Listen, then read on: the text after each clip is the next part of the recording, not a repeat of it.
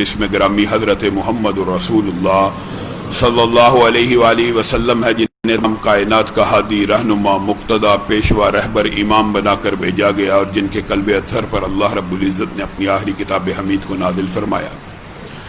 حمد و ثنا اور درود و سلام کے بعد لاکھوں رحمتیں ہوں آپ کے صحابہ پر، تابعین پر، محدثین، مبلغین، مصنفین، امت کے ادباء، امت کے علماء، امت کے مفسرین پر کہ جن کی وجہ سے اسلام ٹھیک اور مکمل حالت میں ہم تک پہنچا۔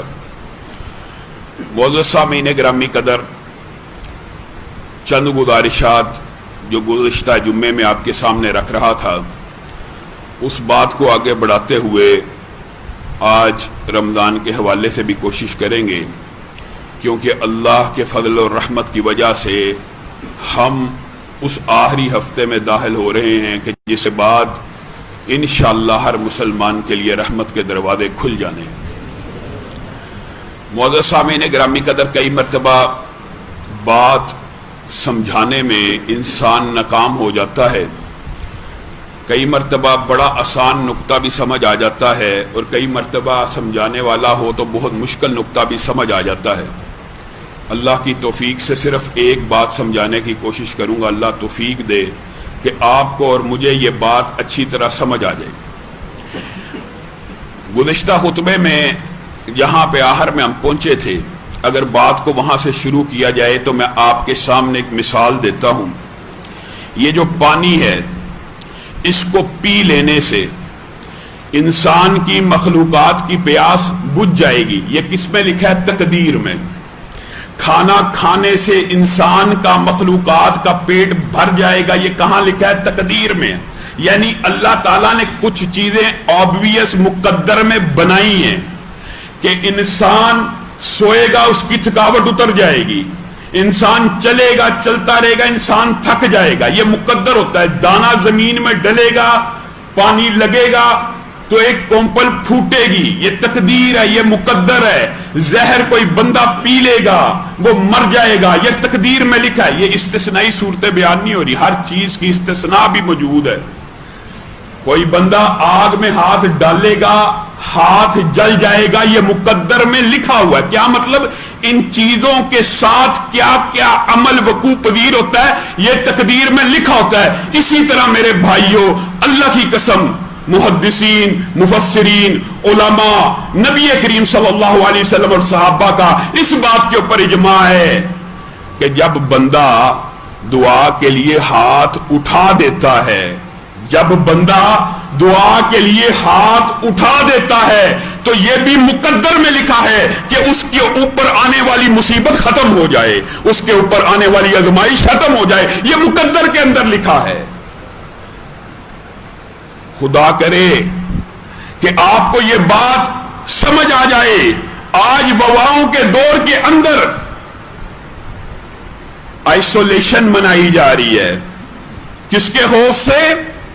کرونا وائرس کے، نظر نہ آنے والے وائرس کے خوف سے۔ یہاں پہ ایک وضاحت اور کرنا چاہتا ہوں کہ کچھ طبیعت کی خرابی کی وجہ سے بیٹھ کے آپ سے مخاطب ہوں اور سنت کے مطابق کھڑے ہو کے جمعہ پڑھانا ہے، لیکن اللہ نے اجازت دی ہے۔ کرونا وائرس کے خوف سے عورتیں، مرد گھروں میں دبک گئے۔ آج افسوس اور دکھ کی بات ہے کہ نہیں، ایک چھوٹا سا وائرس، اس کا خوف کتنی دیر کی زندگی کے لیے؟ 60-70 برس کی عمر پانی ہے۔ 60-70 کتنا جی لے گا انسان؟ 1000 برس جی لے گا؟ نہیں جی سکتا۔ آج امت کی جو اللہ نے عمر مقرر کی ہے، اس سے آگے وہ بڑھ نہیں سکتا۔ وائرس کا خوف عورتوں، بچوں، مردوں کو گھروں میں لے گیا۔ ہماری عقل پہ ماتم ہے کہ وہ زندگی جو ارب سال کی ہے، اس زندگی میں اللہ کی دہکائی ہوئی آگ سے بچنے کے لیے عورتیں گھر میں نہیں گھسی۔ یہ ہماری بدبختی ہے۔ وائرس کے خوف سے مرد بھی گھر میں گھس گئے 60-70 برس کی زندگی کے لیے، اور جو خرب سال کی زندگی ہے، جو آگ ایسی ہے لا يموت فیہا ولا یحیا، کہ بندہ خدا نہ خواستہ کوئی اس میں داخل ہو گیا، نہ وہ مرا ہوا ہے نہ وہ زندہ ہے۔ سَأُرْهِقُهُ صَعُودًا، تمہیں کیا پتا سعود پہاڑی کیا ہے؟ ہاتھ رکھو گے ہاتھ پگھل جائیں گے، اٹھاؤ گے پاؤں پگھل جائیں گے۔ کیسے چلنا ہے؟ اس آگ سے بچنے کے لیے، اس وائرس سے بچنے کے لیے ہینڈ سینیٹائزر یوز ہو رہے ہیں، ہونے چاہیے، اس کے اوپر اعتراض نہیں ہے، لیکن اس آگ سے بچنے کے لیے ان ہاتھوں کو حرام کمائی سے نہیں روکا۔ اس ہاتھ کو سینیٹائزر سے اور وائرس سے پاک رکھنے کی کوشش ہو رہی ہے، لیکن ہونا کیا چاہیے تھا؟ یہ ہاتھ غیر محرم سے رک جاتا۔ جہنم کی آگ بڑی چھوٹی ہے، یہ وائرس بڑا ہے جہنم کی۔ اور دکھ اور افسوس کی بات ہے، عقیدے بھی ہل گئے، ایمان بھی ہل گیا، توکل بھی ہل گیا۔ ہر بندے نے اپنی قبر میں جانا ہے۔ آئسولیشن سے ہمارا ایک دوست قریبی ساتھی، اللہ تعالیٰ اس کو شفائے کاملہ عاجلہ دے، ہسپتال میں ہے، وہ ہسپتال میں آئسولیشن میں ہے، اللہ کے فضل سے کوئی علامت نہیں ہے اس کے اوپر، لیکن وہ تنہائی سے گھبرا رہا ہے۔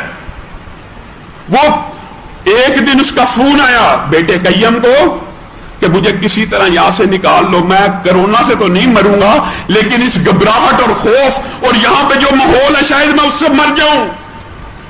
لوگ بچے جاتے ہیں، کوئی فیملی جا رہی ہے، گھبراہٹ کا شکار ہو جاتی ہے۔ آپ اپنے گھر پہ تنہائی کے اندر بیٹھ بیٹھ کے گھبراہٹ کا شکار ہو رہے ہیں، لیکن عقل پہ ایسے پردہ پڑ گیا ہے۔ وہ تنہائی جو ہزاروں برس کی قبر میں آنی ہے، اس کے لیے کوئی سوچ فکر نہیں۔ آپ نے اور میں نے اکیلے اکیلے نے مرنا ہے۔ کوئی بندہ بہت بڑا اپنے آپ کو سمجھتا ہو اور یہ سوچتا ہوں میں مر گیا تو پتہ نہیں کیا ہو جائے گا، کچھ بھی نہیں ہوگا۔ دنیا کا نظام نہیں رکنے والا، دنیا چلتی رہے گی۔ انسانی تاریخ کے اندر سب سے بڑا غم کا دن وہ تھا جس دن نبی یہ محترم اس دنیا سے چلے گئے۔ انسانی تاریخ نے اس سے زیادہ غمناک دن نہیں دیکھا جب رسول اللہ صلی اللہ علیہ وسلم کے دروازے کے اوپر ملک الموت آ چکا تھا۔ وہ دنیا سے چلے گئے، دنیا رک گئی، سسٹم رک گئے۔ میں اور آپ اس وبا کے اندر ایسی ایسی ہم نے ٹھوکریں کھائیں، یہ تو اللہ نے کرم کر دیا، اللہ کی قسم اللہ نے کرم کر دیا ہے۔ مسلمانوں کے اوپر رحمت کے دروازے کھل گئے ہیں، اللہ کا ایسا احسان ہوا، اٹھائیے۔ آج اعداد و شمار دے رہے ہیں، تان و تشنیع مقصود نہیں ہے۔ اعداد و شمار دینے والوں صرف ایک بات کہنا چاہتا ہوں، کیا کبھی شام میں مرنے والے مسلمان بچوں کے بھی اعداد و شمار لکھے ہیں؟ کبھی عراق میں، کبھی افغانستان میں چھوٹے چھوٹے بچے، جائیے ہمارے پاکستان کے اندر بھی ڈراؤن حملوں کے اندر باجوڑ کے مدرسے کے بچے، وہ کندھار کے حفظ کے طالب علم، کہاں پہ ان کی تعداد؟ کس اعداد و شمار میں، کس ڈائری میں لکھی ہوئی ہے جو آج اعداد و شمار روزانہ میڈیا کو جاری کرتے ہو؟ آج 32,000 امریکہ میں اموات ہو چکی ہے، آج 18,000 سے اوپر اٹلی کراس کر گیا، آج 15,000 جرمنی کراس کر گیا، لیکن آپ کا اور میرا ذہن پھر بھی نہیں کھلا۔ بتائیے ایمانداری سے بتائیے، پاکستان کے حالات، پاکستان میں کیسا لاک ڈاؤن ہوا ہے؟ غربت ہے، معاشی تنگی ہے۔ آپ کو پاکستان کی احتیاطی تدابیر اور لاک ڈاؤن کا بھی پتہ ہے۔ برطانیہ میں اتنے ہزار مر گئے، ان کی احتیاطی تدابیر کیا تھی؟ بتائیے، ہم ان جیسی احتیاطی تدابیر کر سکتے ہیں امریکہ جیسی؟ انہوں نے احتیاطی تدابیر کر لی، گھروں میں چھپ گئے، برطانیہ گھروں میں چھپ گیا، اٹلی، فرانس اور جرمنی چھپ گئے۔ آئسولیشن کے جو مزین کردہ پیرامیٹرز شیطان نے دماغ میں ڈال دیے، موت سے بچ گئے، اللہ کے عذاب کے کوڑے سے بچ گئے۔ اللہ کی قسم مسلمانوں کے اوپر بھی عذاب آ سکتا تھا، اللہ نے خاص رحمت ایسی کی ہے، یہ اللہ کی رحمت ہے۔ مسلمانوں کے کون سے اعمال اچھے ہیں؟ اللہ چاہتا، اور اللہ اگر اللہ، یہ بھی بات سے یاد رکھیے، غزوہ احد کے اندر 70 صحابہ کی جو شہادت ہے نا، اس کے بارے میں مفسرین نے لکھا ہے، کئیوں نے لکھا ہے، محدثین نے بھی لکھ دیا کہ 70 صحابہ شہید ہوئے کیونکہ صحابہ تھے، ایمان مضبوط تھا. نبی کریم نے حکم دیا تھا یہ درہ نہیں چھوڑنا. اگر نہ چھوڑتے تو اتنی زیادہ ہلاکتیں اور شہادتیں نہ ہوتی. نبی کریم صلی اللہ علیہ وسلم کی بات کے اوپر من و ان عمل کر دیتے تو پیچھے سے حملہ نہ ہوتا. یہ کس کے لیے سبق ہے؟ آج کے دور میں بھی نیک افراد فوت ہو سکتے ہیں، صحابہ شہادتیں ہوئی، لیکن وجہ پھر بھی وہی ہوگی. کیا؟ اللہ اگر چاہے گا، اللہ آج چاہے، اللہ نے پاکستان کے اوپر دیگر اسلامی ممالک سے بھی زیادہ رحمت کی ہے. اٹھائیے. اور کئی مرتبہ اس طرح کے بیانات کے اوپر انسان ہنستا ہے. یہ ہمارا اندازہ تھا 20 اپریل تک 1000 سے زیادہ ہو جائیں گے، صرف 200 ہوئے. اور اللہ کا شکر کرو، ہمارا اندازہ تھا 20 اپریل تک 50,000 سے 1,00,000 مریض بن جائیں گے، اور نہیں بن سکتے جب تک اللہ نہ چاہے. اللہ نے تمہیں ہمیں چھوٹ دے دی، عذاب سے بچا لیا. اس کی بھی وجہ ہے، اس کی بھی کچھ وجوہات ہے، کیونکہ یہاں پہ پھر بھی سجدے ہوئے ہیں، یہاں پہ عبادتیں ہوئی ہیں، یہاں پہ لوگ اللہ کی طرف مائل ہوئے ہیں. حضرت یونس کا واقعہ نہیں پتا؟ حضرت یونس نے کہا میں جا رہا ہوں. قوم نے کہا اگر رات کو دیکھیں گے یونس نکل گیا ہوا نا تو اللہ کا عذاب آ گیا. قوم بھی ایسی ہے، دیکھیں پہلے نہیں مانی. یونس نے پھر بشارت دے دی عذاب کی، کہا عذاب آنے والا ہے. انہوں نے رات کو چیک کیا، یونس نکل گئے ہیں. پوری قوم کٹھی ہو گئی. پوری قوم نے کہا اگر یونس جیسا نیک انسان یہ بات کہہ کے نکل گیا ہے تو وہ دیکھو بادل کے آثار آ رہے ہیں، اللہ کا عذاب آنے والا ہے. سارے ایک دم گھروں سے نکلے، جنگلوں کی طرف، وادیوں کی طرف، گڑ گڑانا شروع کر دیا، رونا شروع کر دیا، سجدوں میں پڑ گئے، ناک رگڑے. اللہ مان گیا، اللہ مان گیا. اللہ مان جاتا ہے. اللہ کی قسم، اللہ وہ ہے. اللہ نے خود کہا جب اللہ کسی نبی کے ذریعے کسی قوم کو عذاب کی بشارت سنا دے نا، پھر اللہ کا عذاب ٹلتا نہیں ہے. مگر قوم یونس پہ ٹل گیا. کیوں؟ فلولا اذ جاءہم بأسنا تضرعوا، کیونکہ قوم یونس آ کے سجدوں میں گر گئی، اللہ کے سامنے رونا شروع کر دیا. اللہ یونس کو بھی واپس بھیج دے، ہم ایمان لے کے آئے، ہم ایمان لے کے آئے. بعض مفسرین نے اس کی تفسیر کے اندر کہا بعض انسانوں کو یہاں پہ یہ تعارض لگے گا کہ فرعون نے بھی تو کہا تھا آخری لمحے کے اندر کہ میں ایمان لے کے آیا، اس کا ایمان قبول کیوں نہیں کیا گیا؟ اس کی بھی کچھ وجوہات ہے، اس کی بھی تفصیل ہے. مختصر آپ کے سامنے یہ رکھتا ہوں.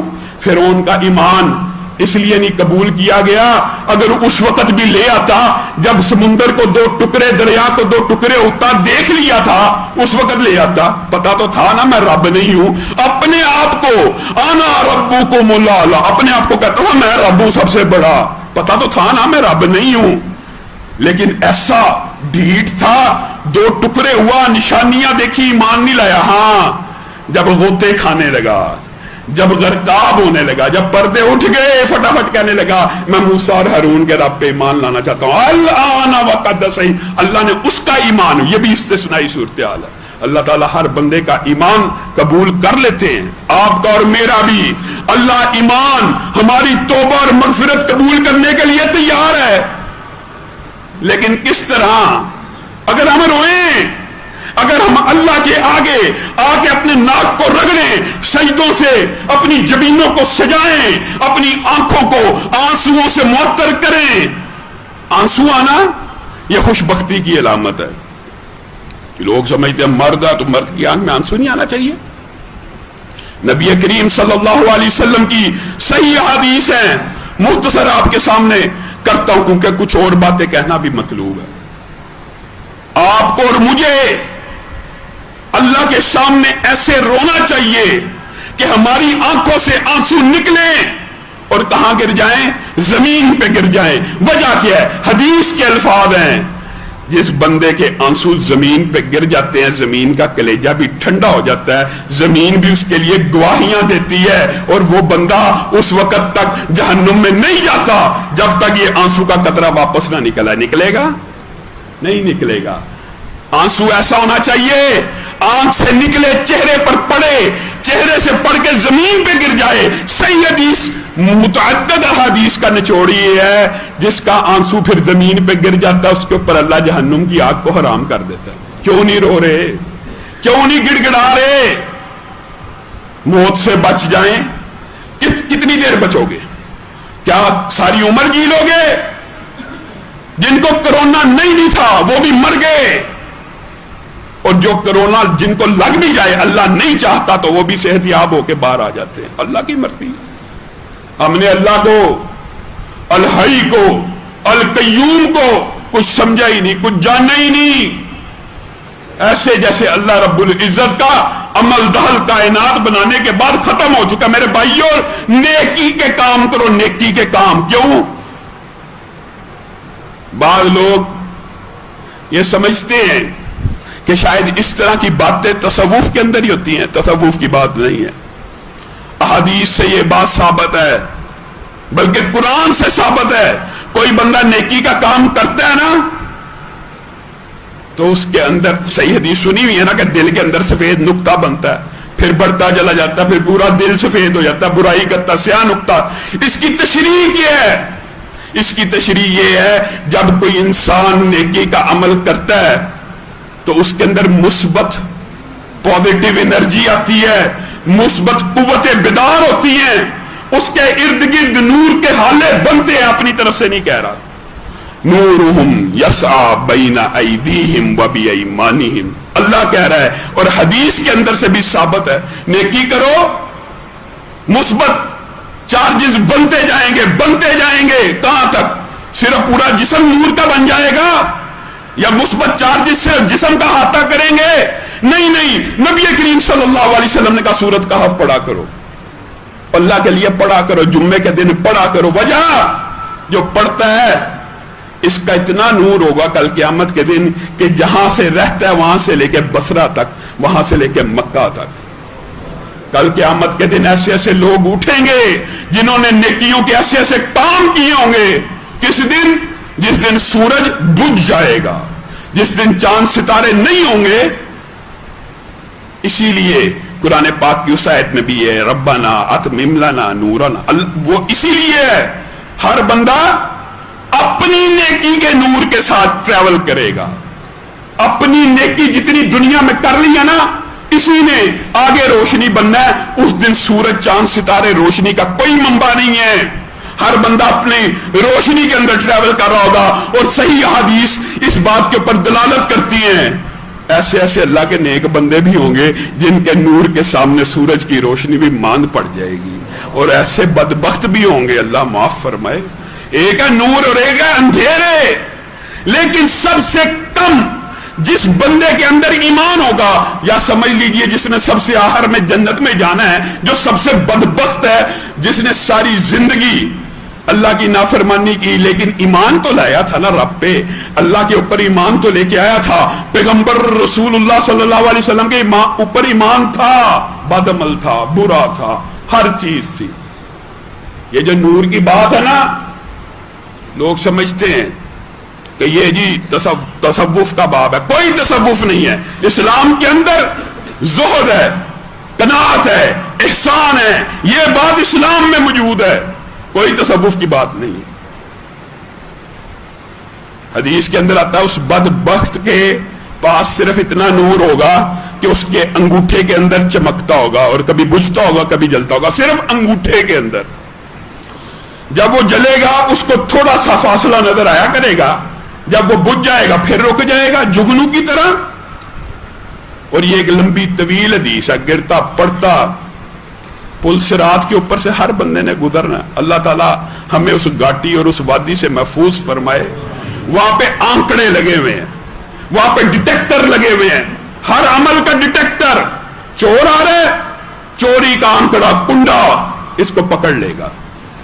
یہ حرام کھانے والا آ رہا ہے، یہ بے نماز آ رہا ہے، ہر بندے کے لیے اس کے عمل کے مطابق آنکڑے فٹ ہے جو اس کو پکڑ لیں گے. اور رسول اللہ صلی اللہ علیہ وسلم نے اتنی خبر ہمیں دے دی، سب سے زیادہ پل صراط کے اوپر جس چیز سے بندہ پکڑا جائے گا نا وہ صلہ رحمی ہوگی.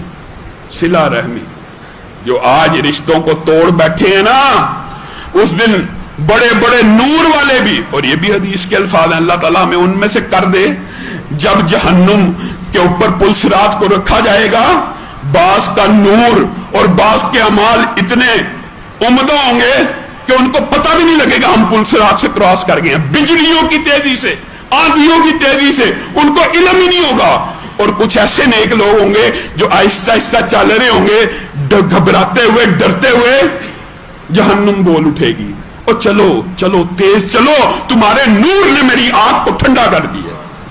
اللہ ہمیں ان میں سے کر دے۔ یہ بیچارہ بدبخت انگوٹھے جتنی روشنی لے کے پھنس جائے گا۔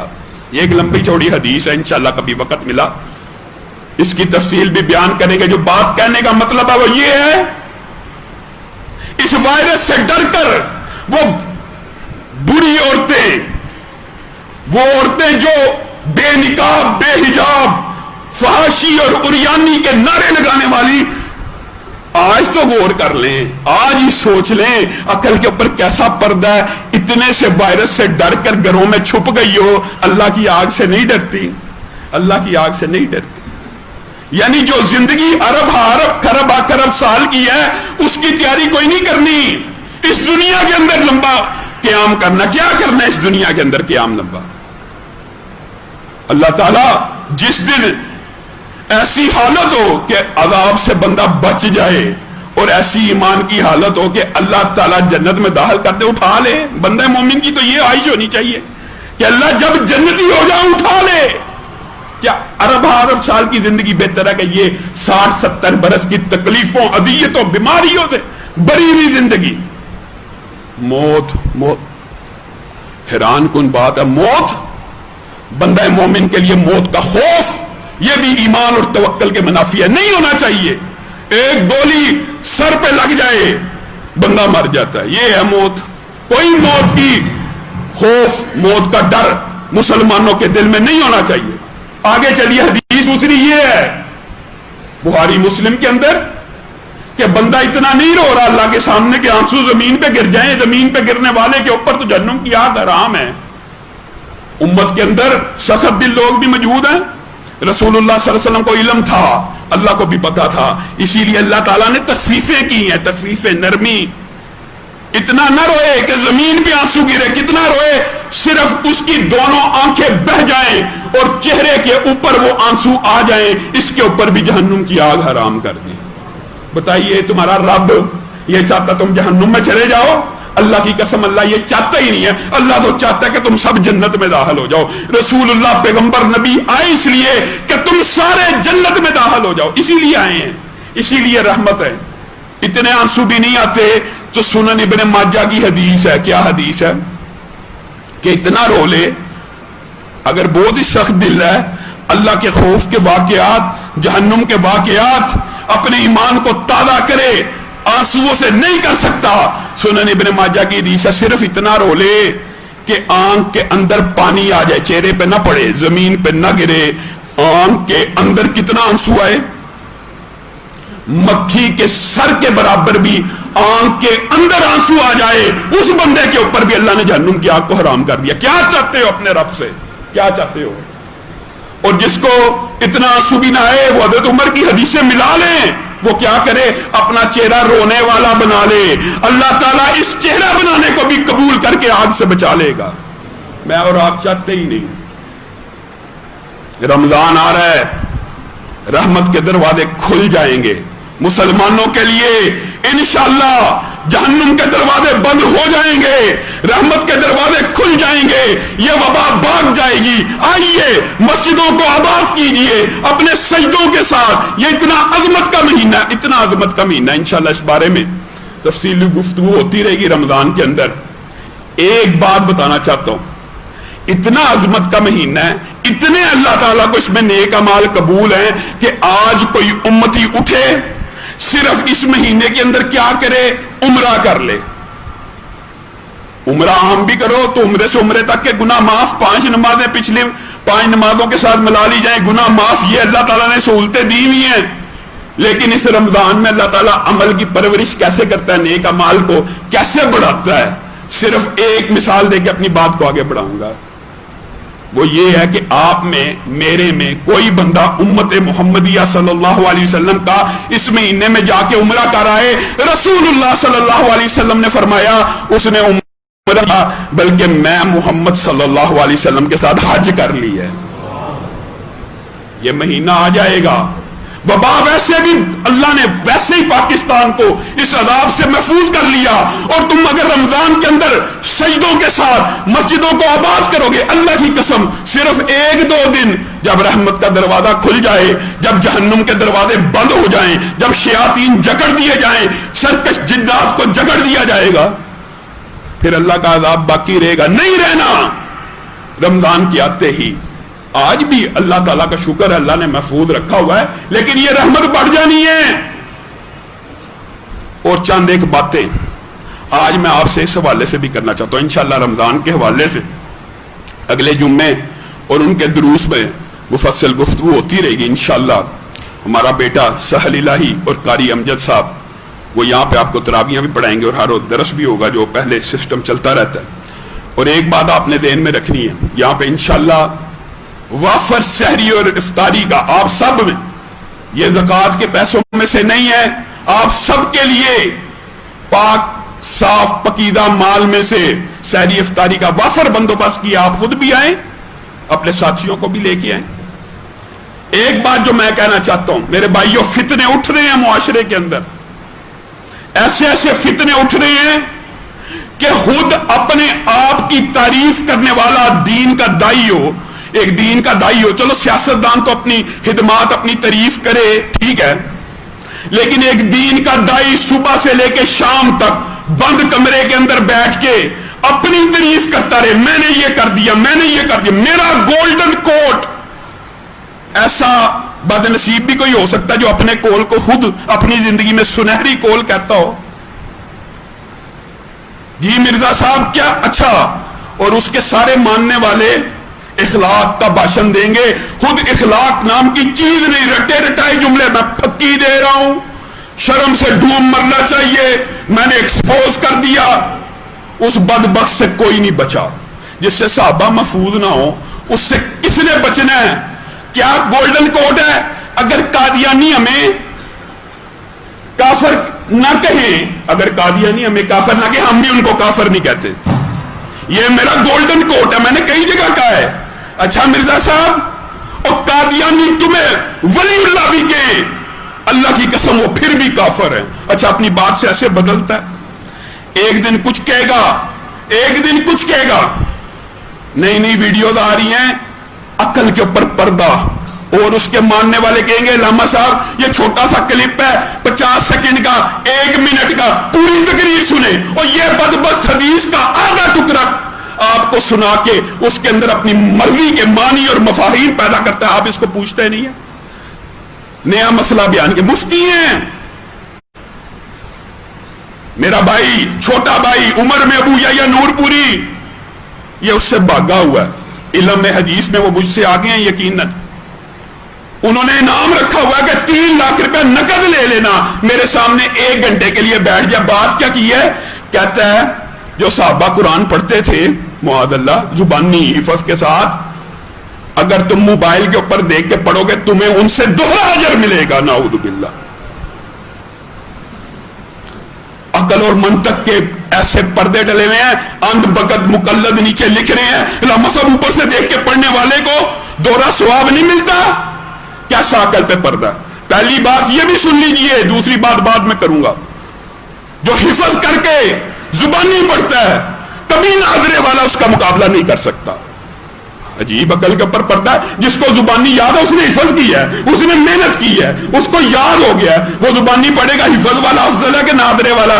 پہلی بات یہ بھی غلط. دوسری بات ہے تو موازنہ کس کے ساتھ کر رہا ہے؟ بغض صحابہ میں اندھا ہو چکا ہے. بغض صحابہ میں جب بندے کے دل میں صحابہ کا بغض آ جائے نا, وہ اپنی خود اتنا نرگسیت کا شکار آدمی ہے کہ بندہ حیران رہ جاتا ہے, اپنی تعریفیں کرتا رہتا ہے اپنی. میرا گولڈن کوٹ ہے. ایک صحابی اگر آدھ ہاتھ گندم اور جو خرچ کرے نا، میں اور آپ اٹھ جائیں، احد پہاڑ 9 کلومیٹر لمبا چوڑا، اس جتنا سونا چاندی ہیرے جواہرات خرچ کر دیں، ہم صحابی کی آدھ ہاتھ کی جور گندم کے اجر کو نہیں پہنچ سکتے۔ یہ کہتا ہے اوپر سے دیکھ کے پڑھنے والا صحابہ سے دگنا اجر لے لیتا ہے۔ بغض معاویہ کے اندر رٹی رٹائی 2-4 روایتیں اور باطل فاسد طویلات کے ساتھ لوگوں کو گمراہ کر رہا ہے۔ یہ اللہ کے رسول نے ان کو جنتی کہا تھا، اب آپ خود بتائیں جنتی کے خلاف جو لڑے گا وہ باطل ہوگا۔ یہ فلسفہ کہاں سے آیا؟ اگر تیرا یہ فلسفہ تیرے پہ پلٹا دیا جائے تو حضرت طلحہ معین جنتی نہیں، حضرت زبیر معین جنتی نہیں، امی عائشہ معین جنتی نہیں، حضرت علی بھی جنتی ہیں، لیکن یہ آپس میں ایک دوسرے کے مد مقابل آئے تھے۔ طلحہ جنتی نہیں تو معاذ اللہ کیا نعوذ باللہ حضرت علی کے اوپر کوئی اہل سنت کا بندہ الزام لگاتا ہے، یہ تیری دلیل کیا ہے؟ بوگس دلیل۔ حضرت علی کے مقابلے میں جو آئے کیونکہ علی جنتی تھے اس لیے معاذ اللہ باقی۔ حضرت امیر معاویہ کے بغض میں ایسا اندھا پاگل ہو گیا ہے، بنو امیہ کو گالیاں دیتا رہتا ہے، یہ نہیں سوچتا نبی نے اپنی 2 بیٹیاں حضرت عثمان کو دی، حضرت معاویہ کی بہن سے شادی کی، یہ کوئی نہیں سوچے گا۔ بدبخت ہو گیا ہے جو بندہ جس کی زبان سے صحابہ نہ بچے، طویل حدیث کے اوپر ایسی کرتا ہے۔ عمار کی حدیث کے اندر لکھا ہے جی 2-3 حدیث سے صرف لوگوں کو مغالطہ ڈالنے کے لیے، وہ عمار کو فیہ باغیہ قتل کرے گا اور عمار کو ایک گروہ جہنم کی طرف بلائے گا۔ ایسا بدبخت اور عقل کے اوپر پردہ ہے، اور اس کے ماننے والوں کو بھی شرم نہیں آتی۔ اور اس کا اطلاق کس کے اوپر کرتا ہے؟ حضرت امیر معاویہ۔ حضرت امیر معاویہ معاذ اللہ جہنم کی دعوت دینے والے ہیں۔ جس امیر معاویہ کے بارے میں رسول اللہ کے مسلمانوں کے 2 عظیم گروہوں کے مابین اللہ عظیم بھی کہہ رہا ہے، مسلمان بھی کہہ رہا ہے، تو کہہ رہا ہے جہنم کی دعوت دیتے تھے۔ معاذ اللہ بدبخت ہے تو نے حدیث پڑھی ہی نہیں، تو علمی میدان میں زیرو ہے، اس لیے تو من چاہی طویلات کرتا ہے۔ یہ عمار کو فیہ باغیہ نے قتل کرنا ہے جو ان کو جہنم کی طرف بلاتا ہوگا۔ بدبخت آدمی امیر معاویہ وہ ہیں کہ جن کے ہاتھ کے اوپر اہل بیت کے 2 عظیم شہدادوں نے، حسن و حسین نے بیعت کر لی، جہنم کی طرف بلانے والے کی بیعت کر لی۔ کیسا تو نے عقل کے اوپر ایسے چلو اختلاف ہو جانا بڑی بات نہیں ہوتی، مان لیتے ہیں، لیکن عقل سے بھی پیدل۔ کہتے ہیں امام ابو حنیفہ سب کے رحمت اللہ علیہ، امام ابو حنیفہ امام مالک کے پوتا شاگرد ہیں، عقل کے اوپر پردہ ہے کہ نہیں؟ امام محمد کی ملاقات امام مالک سے امام ابو حنیفہ کے فوت ہو جانے کے بعد ہوئی ہے۔ بس جھوٹ بولی جائے گا، اندھ بگت کے ہی جائیں گے۔ جا اس کا ابو یحییٰ بھائی کہتے ہوتے ہیں یہ مرزا مفرور بیگ ہے، 3 لاکھ روپیہ نقد لے لے، 1 گھنٹہ میرے چھوٹے بھائی کے ساتھ بیٹھ جا، تیری حقیقت کھل جائے گی۔ نہیں بیٹھنا تو اپنی زبان کو لگام دے دے۔ اگر مناظرے سے مفرور ہے تو مباہلہ کر لے۔ حضرت امیر معاویہ صحابی بھی ہیں جنتی بھی ہیں، حضرت طلحہ صحابی بھی ہیں جنتی بھی ہیں، حضرت زبیر صحابی بھی ہیں جنتی بھی ہیں، ابی عائشہ صحابیہ بھی ہیں جنتی بھی ہیں۔ اگر تیرے میں ذرہ برابر غیرت ہے تو آپ مجھ سے مباہلہ کر لے کہ میں ثابت کرتا ہوں جو جھوٹا ہے وہ سچے کی زندگی میں مر جائے، آجا مباہلہ کر لیتے، میں کہتا ہوں یہ جنتی ہیں، یہ صحابی ہیں۔ تو سارا دن صحابہ کے خلاف بولتا رہتا ہے، اسی لیے گھر میں چھپا ہوا، یہ باہر نہیں نکل سکتا، یہ باہر نکلے لوگ اس کو جوتیاں مارے۔ ایسے اسکالر پیدا ہو گئے ہیں۔ اللہ رب العزت ہمیں ان فتنوں سے بچنے کی توفیق عنایت فرمائے۔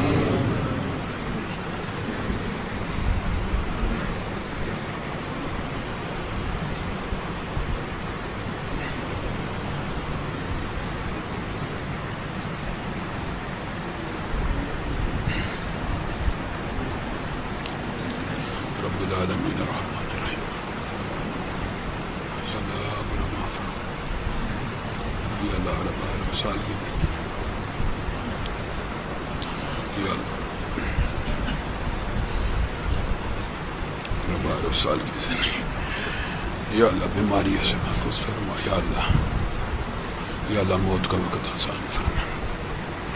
إن الحمد لله نحمده ونستعينه ونستغفره ونؤمن به ونتوكل عليه ونعوذ بالله من شرور أنفسنا ومن سيئات أعمالنا من يهده الله فلا مضل له ومن يضلل فلا هادي له وأشهد أن لا إله إلا الله وأشهد أن محمدا عبده ورسوله أما بعد فإن خير الحديث كتاب الله وخير الهدي هدي محمد صلى الله عليه وسلم وشر الأمور محدثاتها بدعة وكل بدعة ضلالة وكل ضلالة في النار.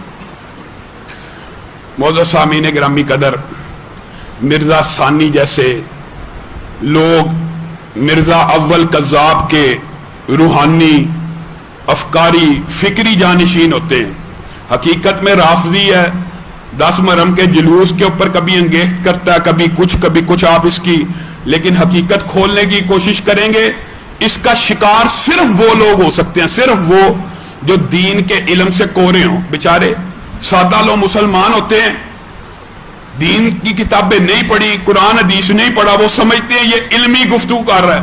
یاد رکھیے، جو بندہ مجھ سمیت یہ کہنا شروع کر دینا میں سب سے اعلیٰ ہوں، میری بات سب سے افضل ہے، میں نے یہ کر دیا، میں نے وہ کر دیا، جان جائیے وہ بندہ گمراہ ہو گیا ہے. میں بھی، علماء بھی، چاہے کسی بھی مسلک کے ہوں، ان کی کیا ڈیوٹی ہے؟ اللہ کی طرف بلانا، رسول اللہ کی بات کی طرف بلانا. جب تک کوئی عالم اس بات کے اوپر قائم رہے کہ اللہ کی مان لو، رسول اللہ کی مان لو، خود پڑھو، دیکھو، تحقیق کرو، سمجھو وہ راستے کے اوپر سیدھا ہے. جب کہنا شروع کر دینا میری مان لو، میں نے یہ کر دیا، اور حدیث کے من گھڑت ترجمے، جھوٹ، مبالغہ، اپنی طرف سے استادوں سے پڑھا نہیں، مدارس میں بیٹھا نہیں، تو جو مرضی ترجمہ کرے. یہی حال ہے آج معاشرے کے اندر. ان سے بھی بڑا ایک فتنہ موجود ہے، یہ بھی بتا دوں. ماشاءاللہ کہتے ہوئے بھی پھر تکلیف ہوتی ہے. ٹی وی کے اوپر آئے، کئی مرتبہ ہم تھوڑی سی بھی سختی کرتے ہیں نا، لوگ ایجیٹیشن کرتے ہیں، یا اللہ مذہب جانے دیں، بڑا معتدل بندہ ہے، بڑی پیار سے گفتگو کرتا ہے. پیار اور معتدل گفتگو کر کے اسلام کا جنازہ نکال دے، اس کے خلاف عوام کو خبر نہ دی جائے. کبھی میت جلانے کے فتوے دیتا ہے اضطرار کی حالت میں، کبھی کہتا ہے موسیقی بھی جائز ہے، موسیقی بھی جائز ہے، غیر محرم کے ساتھ مصافحہ بھی جائز ہے، غیر محرم بے پرد بھی ہو تو جائز ہے، کتا رکھنا بھی بلی کی طرح ہی ہے. نئے فتوے. اب فتویٰ ماشاءاللہ تعالیٰ کیا دی ہے؟ تازہ بتازہ. آن لائن نماز کا اہتمام ایوان صدر سے کرایا جائے. اللہ تعالیٰ نے نیٹ کی فیسلٹی دی ہے، ساری قوم ایوان صدر کے پیچھے نماز پڑھ لے. فتویٰ بھی کوئی بندہ عقل اور منطق سے دے. جھوٹ نہیں میں بول رہا، ویڈیو میرے پیج کے اوپر بھی موجود ہے، ذمہ دار ہوں جو بات کہہ رہا ہوں. اور اس نے بھی یہی کہا، میں نے تو متعدد مرتبہ کہا ہے کہ آن لائن نماز شروع کر دیں، لوگ موت سے بھی بچ جائیں، نماز بھی قائم ہو جائے. عقل اور منطق سے پیدل آدمی. پہلی بات یہ ہے، تیرے اس فتوے پہ عمل کرنے کے لیے ہر بندے کے پاس اینڈرائیڈ موبائل ضروری ہے. دوسری بات یہ، ہر بندے کے پاس ٹی وی ہونا ضروری ہے. تیسری بات، اس نیٹ پیکج کا معطل نہ ہونا ضروری ہے. بندہ رکوع میں گیا، نیٹ پیکج ختم ہو گیا، سجدے میں گیا، نیٹ پیکج ختم. یا کوئی عقل کی بات کرو، کوئی منطق کی بات کرو، کوئی ہوش کی ناخن لو. ایک بندہ روڈ کے اوپر چل رہا ہے، ایوان صدر سے جماعت کھڑی ہو گیا، وہ بندے کے پاس نہ ٹی وی ہے نہ موبائل ہے، وہ بندہ جماعت سے محروم رہ گیا. وہ شرم کرو، دین کا جنازہ مت نکالو. لامدی صاحب پہلے آپ کو کہا تھا، اب یہ بھی نہیں کہتا چندہ اکٹھا کر کے، آپ بس وصیت کریں کہ اگر میں اس بیماری سے چلا گیا تو میری میت کو جلا ڈالنا. ہم آپ کی وصیت پہ عمل کریں گے، حالانکہ حرام وصیت پہ عمل بھی نہیں کرنا چاہیے. آج آپ یہ امت کو سبق سکھا رہے ہیں. آپ ایوان صدر، وزیر اعظم کے سامنے یہ مقدمہ رکھنے کی بجائے کہ اللہ کے لیے مسجدیں کھول دو، یہ مسجد رحمت کا، شفا کا، یہ باقی سیکٹر کھل سکتے ہیں، مسجدیں نہیں کھل سکتی. یہ عقل اور منطق علماء بیچارے اس کام کی محنت کر رہے ہیں، یہ ان کو نئے مشورے دے رہا ہے. مسجدیں نہ کھولنا، ایوان صدر سے آن لائن نماز کرانا شروع کر دو. اب تو خطرہ محسوس ہوتا ہے کئی مرتبہ آن لائن عمرہ نہ آ جائے، آن لائن حج نہ آ جائے. یا غامدی صاحب یہ نہ کہہ دیں، یہ بھی کہہ سکتے ہیں کہ یہ دنیا ایک مسافر خانہ ہے، ہم سب مسافر ہیں. مسافر کو روزے معاف ہے، یہ بھی کہہ سکتے ہیں، ان کی مرضی۔ پچھلے سال انہوں نے یہ فتویٰ دیا تھا جو بچے پیپر دے رہے ہیں روزے نہ رکھے، یہ فتویٰ ان کا ہے موجود۔ اللہ تعالیٰ اس طرح کے فتووں سے محفوظ کرے۔ اور میں سلام پیش کرتا ہوں، یقین مانیے فقہی اختلاف کے باوجود مفتی منیب کا کردار سنہرے حروف میں لکھا جائے گا، مفتی تقی عثمانی کا کردار سنہرے حروف میں لکھا جائے گا، حافظ محمد سلفی صاحب بھی شامل ہیں، اہل حدیث بھی شامل ہیں، لیکن ہمارے ان کے کچھ اختلاف فقہی طور پہ چاند دیکھنے کے اوپر بھی ہیں کہ ہم ایک بندے کی رویت کو سمجھتے ہیں، ایک بندہ بھی چاند دیکھ لے کافی ہے، وہ جمع غفیر کے قائل ہیں، لیکن یہ تو اختلاف ہے فقہی۔ لیکن ایک ایسے وزیر موصوف ہیں جن کو شرم نہیں آتی، ہر وقت علماء کے خلاف۔ اس بدبخت نے بیان دیا ہے مفتی منیب کو چاند نظر نہیں آتا، کرونا وائرس کہاں سے نظر آئے گا؟ شرم کر، اپنی زبان کو لگام دے، ابھی علماء زندہ ہیں، ہمارا جتنا مرضی فقہی اختلاف ہو وہ افہام و تفہیم والا ہے۔ مفتی منیب صاحب سے بھی درخواست ہے پوپلزئی کو کمیٹی میں شامل کریں، مکران کی ساحلی پٹی اور بلوچستان میں اجلاس بلایا کریں جہاں پہ سب سے پہلے پاکستان، ہمارا اختلاف مطالعہ کا ہے، ایک علمی نوعیت کا اختلاف ہے کہ آپ ادھر اجلاس کیا کیجئے جہاں سب سے پہلے چاند نکلتا ہے۔ اس اختلاف کی آڑ لے کے یہ مفتی ففاد چودھری صاحب نے ہر وقت اس کو کرونا وائرس بھی نظر نہیں آتا، اس کو چاند بھی نظر نہیں آتا، اس کو صرف مولوی نظر آتا، چاروں طرف مولوی، ہر چیز کا ذمہ دار اس نے مولوی کو سمجھا ہوگا۔ پھر ہم حکومت سے بھی اور سپاہ سالار اعظم سے بھی کہ ان کی بھی بڑی قربانی ہے، یا جو فوجی ہوتے ہیں نا سرحدوں کا دفاع کرنے والے، یقین مانیے یہ کئی مرتبہ عبادت گزاروں سے آگے نکل جاتے ہیں۔ وجہ کیونکہ نبی کریم نے فرمایا جو سرحدوں کا پہرا دے رہا ہوتا ہے اس آنکھ کے اوپر بھی جہنم کی آگ حرام ہے۔ سپاہ سالار صاحب ان وزراء کے اوپر بھی ذرا نوٹس لیجیے، آپ مساجد اور مدارس کے خلاف ہردہ سرائی کرنے والوں کو ذرا لگام دیں۔ وجہ کیا ہے؟ وجہ یہ ہے اللہ نہ کرے پاکستان پہ کبھی وقت آئے، دشمن موجود ہیں، حملہ ہوا تو پاکستان کے یہ بیٹے، مدارس کے یہ بیٹے آپ کی آواز پہ لبیک کہتے ہوئے آپ سے پہلے اپنی چھاتیاں دشمنوں کے سامنے کھڑی کر دیں گے۔ یہ مسجدیں ہیں، یہ مدارس ہیں، یہ اللہ کے دین کے گھر ہیں جن کے خلاف ایک خاص مافیا اصل پروپوگنڈا کر رہا ہے۔